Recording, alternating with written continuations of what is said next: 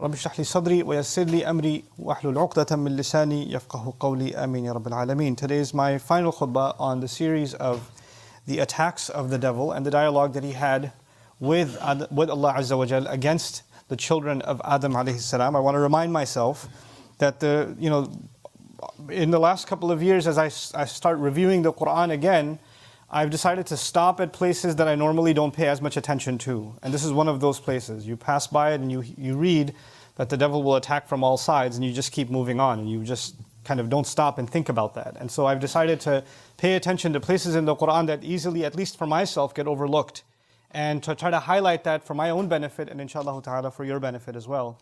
I think it's important to note that this is the ultimate battle and the ultimate conflict that humanity will engage in since its birth all the way to the last day. Our ultimate enemy is shaitan, and there's no greater enemy that we have, and every other enemy that we have is only an agent of the shaitan, is only furthered or fueled by a shaitan. And in these few ayat, this relentless permanent enemy of ours laid out his entire strategy. What is he going to do with us? How is he going to do it? How is he going to come at us? Every single one of us, until the end of time. And that's a pretty big deal. Now we know the game plan of the enemy, and Allah recorded it in the Quran. So it's not a small thing to just pass by. It's important to understand how is it that the devil is going to come at us in our lives at any moment of our lives and try to pull us into his way. Right? So which was my motivation for covering this in some depth. We've come to the last phrase of this ayah. The promise was that he will attack. He said, ثُمَّ لَآتِيَنَّهُمْ, I swear to it, I will absolutely come at them. I'll attack them from right in front of them, from behind them, from their right and from their left. And I've given khutbahs on each of those now. And this is the final comment that he makes. And that comment is, وَلَا تَجِدُ أَكْثَرَهُمْ شَاكِرِينَ. You will not find most of them grateful. You will not find most of them grateful. Now, this is an important phrase, and we have to see the guidance Allah Azza wa Jalla has embedded and infused inside of this phrase, and that's what this khutbah is dedicated to. Where I want to start, first and foremost, is the origin of the word. I translated shakirin as grateful. It comes from the word shukr, which can easily be translated as gratitude. But originally in the Arabic language, ash-shukur or ash-shakur min ad-dawa'ib, and some animals were called shakur. What kind of animal was called shakur? The kind of animal that eats a little bit and gets fat really quickly. Like it has a little bit of grass and it fills up. Similarly, shakra was used for the udder of a cow that immediately fills up with milk. So it gives more milk than expected. And the idea behind the origin of the word shukr is actually something small with a little bit of good, and that good swells and enhances to the point where it starts coming out. It pours out. And from it, the Arabs developed a notion of gratitude, meaning shukr, and there are other words for gratitude in Arabic, but this particular word highlights when you're grateful over something that may seemingly be small, but its effects are many. So you don't dismiss something that's done for you, and you're actually appreciative of what's done for you or the good that you have in not just one way, in many ways. And it multiplies inside you. Not only does it multiply inside you, you would think gratitude is a feeling, but it's more than a feeling, because according to Hassan Jabal in his commentary on the origin of the word, he says, وَالشُّكْرُ يَزِيدُ عَنِ الرِّضَى.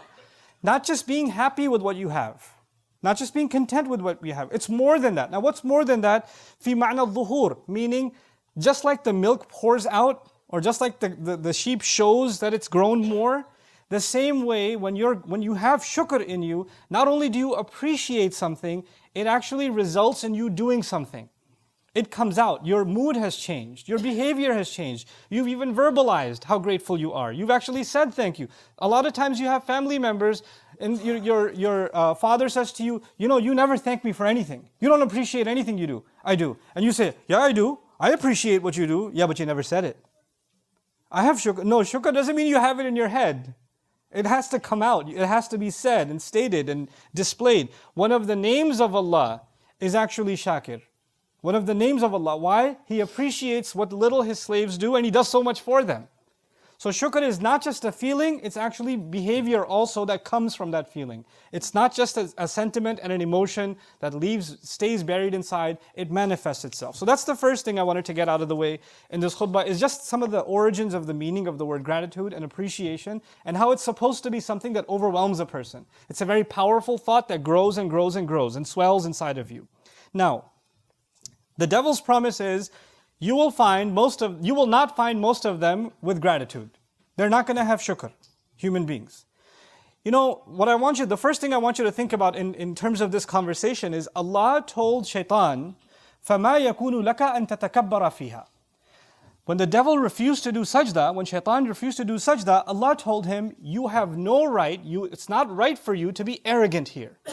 The problem of the devil was arrogance. And that's the reason he got kicked out. فَخْرُجْ إِنَّكَ مِنَ الصَّاغِرِينَ. Get out of here. He was expelled because he was arrogant. Now, because he's angry at humanity, you expect that he would turn back to Allah and say, well, you kicked me out of here because I'm arrogant. I'm going to prove to you that they're arrogant. So they don't deserve this place either. But instead of telling Allah, oh, you think I'm arrogant? Let me show you how arrogant they are. He said, you think I'm arrogant? Once I'm done attacking them, I will prove to you, not that they're arrogant, but they're not grateful. لَا تَجِدُ أَكْثَرَهُمْ شَاكِرِينَ. So it's a switch. The switch is, if the complaint against the devil is that he's arrogant, then he should prove that I'm not that different from these guys. Look, they're arrogant too. But no, he says, I will prove that they are ungrateful. What Quran has done so strategically and so wisely here is that's actually shown us something. The opposite of arrogance, we think the opposite of arrogance is humility in the dictionary. The opposite of arrogance is what? Humility. But in the Quran, the opposite of arrogance is gratitude. So Allah has taught us a new opposite, you see. And so what we're learning now is, it is impossible for a human being to be arrogant if they are grateful. And if they are grateful, there's no way arrogance will hurt them. And the fact that arrogance occurs, that can only be a manifestation of a lack of shukr. If shukr was there, there's no way that would have happened. So that's the first important thing. When someone says, hey, at least I'm not arrogant, well, from the Quran's definition, don't just think about arrogance as someone who thinks very highly of themselves, or is full of themselves, or is mean towards others. You and I have to check ourselves, how grateful are we? Because if gratitude is missing, then arrogance is there. Because these are opposites in the Quran now. These have been placed against one another. The next thing that's important here, I kept telling you shaitan comes from 4 directions. And now we're learning, if his attack is successful, what's the goal?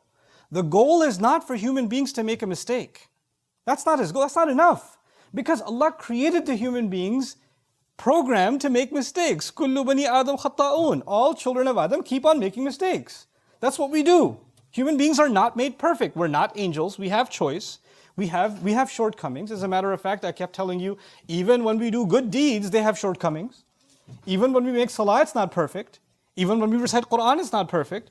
Even when we do Hajj, it's not perfect. When we fast, it's not perfect. So we're imperfect by definition.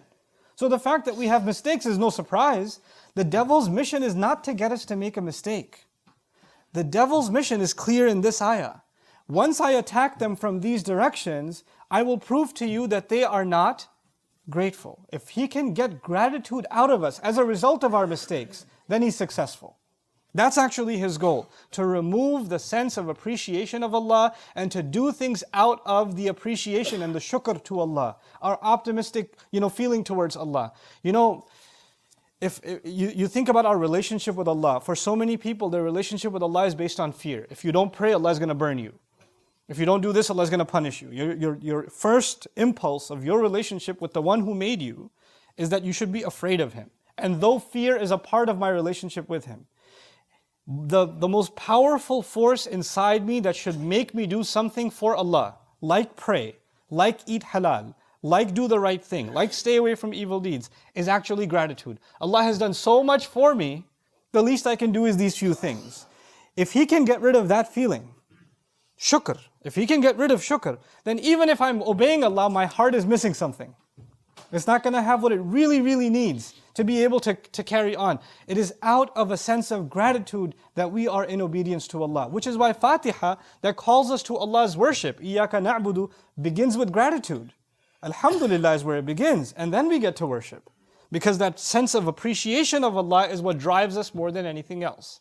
But really what I wanted to spend the majority of this khutbah on is these attacks again, and how each of them, we can be protected from those attacks if we are grateful. Now let me phrase that another way. He said to Allah, I will attack them from 4 sides, and I'll prove to you that they're not grateful. In other words, if they were grateful, these attacks wouldn't have worked. If they're actually grateful, then the attacks will fail. If they have shukr, they're not going to succeed. So though I've given you long explanations of each of those directions, I'm going to walk you through each of them again briefly and describe to you in simple terms, how if we can remember to be grateful to Allah, we can actually protect ourselves from the waswasa of shaitan. When he comes from the front, he attacks you and me from the front, he tempts us from what we can have. You see something in front of you, you're tempted by it, the greed.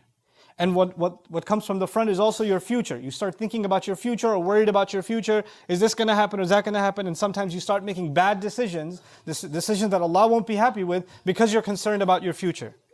If you and I have shukr inside us, deep gratitude of Allah inside us, then we know that if you look back in your past, how many times has Allah provided for you? How many times have you been and I've been in a problem and Allah has taken care of us all this time? Why do you think that all of a sudden now Allah will not take care of you? In other words, whatever temptation comes to you from the front, if you and I can learn to be grateful for what we have and not go towards something more than what we need, not let our greed get in the way, not let our reliance of Allah go away, but be grateful, He's taken care of me this far, why would He leave me now? This is the same thing Allah said to His Messenger sallallahu alaihi wasallam, "Ma wadda'aka rabbuka wa ma qala." Allah didn't abandon you. Just because you're going through a hard time and you see something in front of you that you might just grab onto and take it because you're desperate, no. وَوَجَدَكَ ضَالًّا فَهَدَى وَوَجَدَكَ عَائِلًا فَأَغْنَى. You were in desperate need. He provided you before. He reminds him. Your past should remind you how grateful we should be even in times of crisis, which is why, this is the key here, if you're tempted by something that comes in front of you, أَمَّا بِنِعْمَةِ رَبِّكَ فَحَدِّثْ, then actually be grateful to Allah by talking about the favor Allah has done for you. This is what Yusuf alayhi salam did. Yusuf alayhi salam was tempted by that minister's wife. She tried to seduce him. What was his immediate response? مَعَاذَ اللَّهِ إِنَّهُ رَبِّي أَحْسَنَ مَثْوَايَ. My master has been really good to me. First he sought Allah's protection and immediately he said, Allah has been good to me, meaning he was shakir, he was grateful immediately. And that protected him. If you can, you can acknowledge the favor of Allah on you, then the attacks that come from the front, you'll be able to stay away from them. The attacks from behind are scarier though. The attacks from behind are like I described to you before, sometimes people were living in a life of sin. They were doing things they weren't supposed to do. And Allah pulled them out. Maybe it happened last Ramadan, maybe it happened last Jumu'ah, maybe it happened 2 hours ago, I don't know. But Allah pulled you out of sin. And you feel the burden lift from inside you. That's a feeling only you know, nobody else, you can't even describe it to anybody else. You can feel the tears rolling down your eyes because Allah has pulled you into light again. And He's removed darkness from you. And the evil that you felt that was weighing on you has been taken away from you. Now you're in a sense of relief that Allah has actually given you this gift, that He's able to get you away from a life of evil, from a sin. Now that you have that for a while, the devil comes back and says, hey, want to go back? He tries to pull you back again. And when he's about to pull you back, at that moment you and I have to remember the moment we felt gratitude that Allah pulled us out.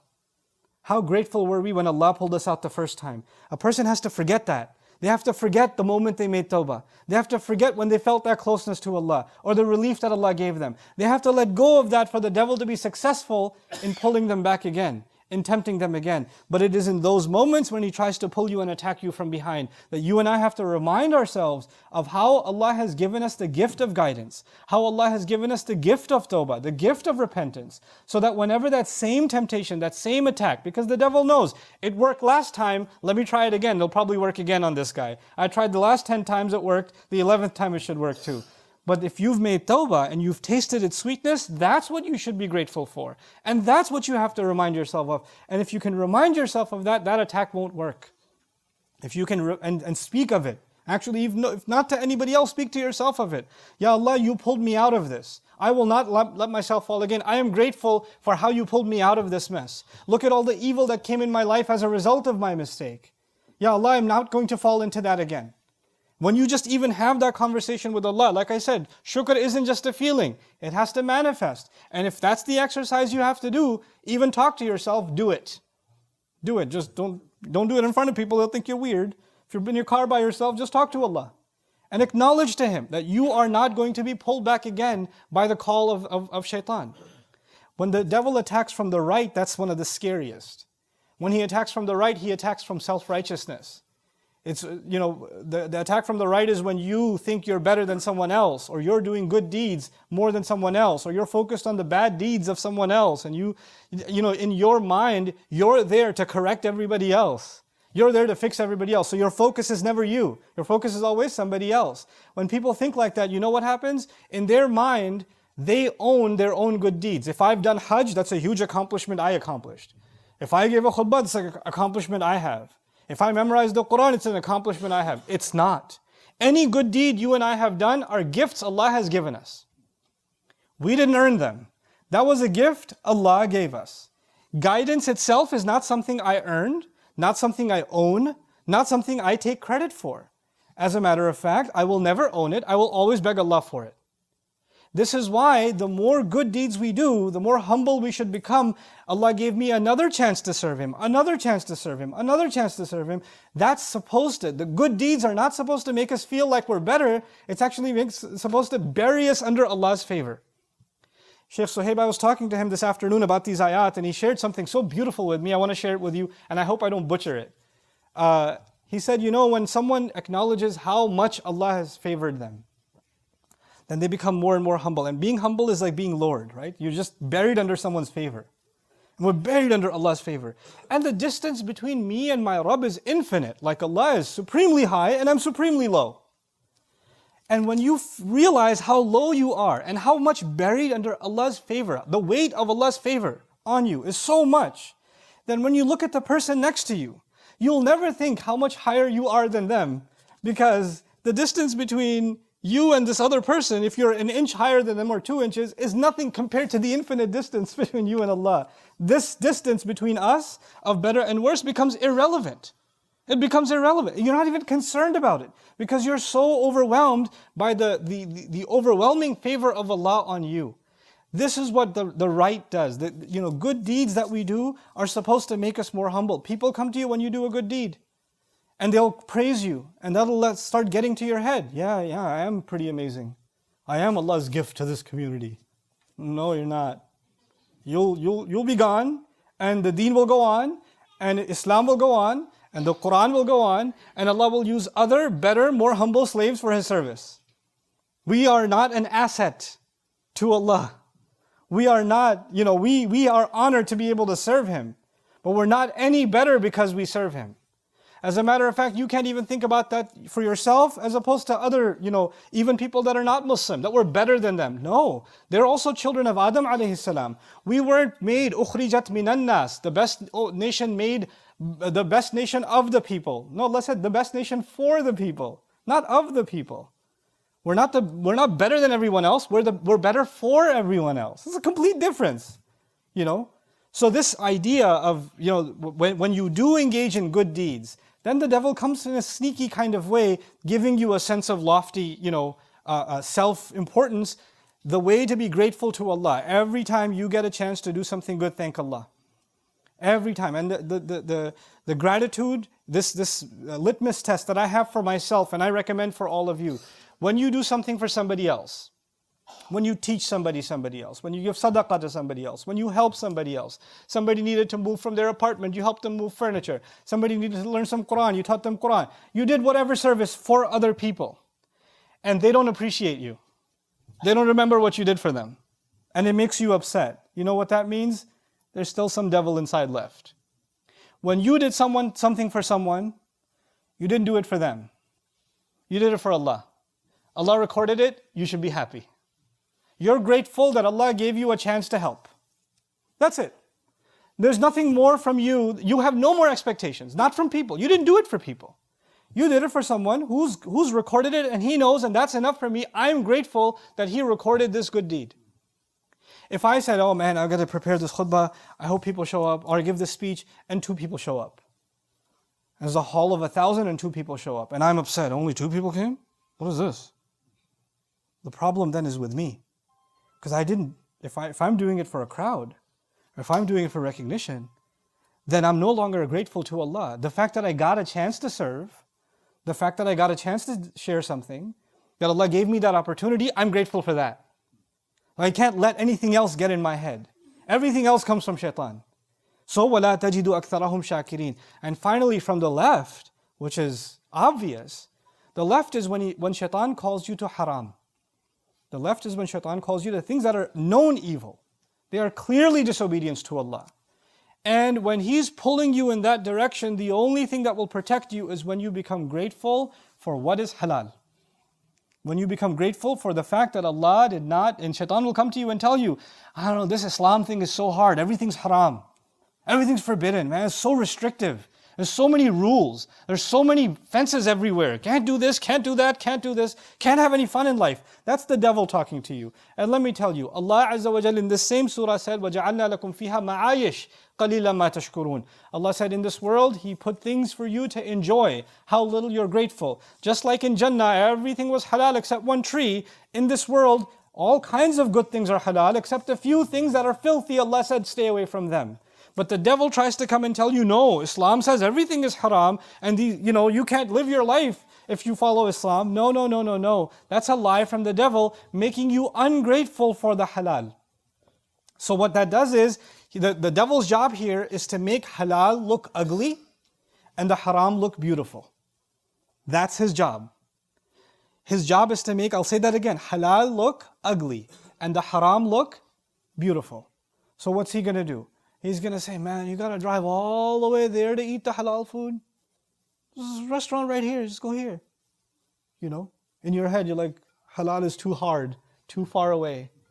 Then some young man is thinking about marriage, and his family comes and says, well, you got to have, the girl's family says you have to have this much money, you have to have a house, you have to have this, you have to have that. Then we have to invite our cousins from Pakistan and from Afghanistan and from all the istans that are there, and we have to have this many dishes and that. And he's like, oh, this halal is really hard. I could just, go on social media and find myself somebody to hang out with. So much easier, free too. No pressure, nobody needs to know. Shaitan's job is to make the gateway to haram easy and the doors to halal difficult. Don't become an instrument of shaitan by making the halal difficult. Don't become that. Don't make the halal difficult for yourself. Don't make the halal difficult for your family. Because if that happens, he's easily able to pull people to the left. I know many young men, I know many young women that regret that they're in haram relationships. They regret that. Why are they in that? Because their family doesn't want to get them married. Not old enough yet. Old enough to do haram.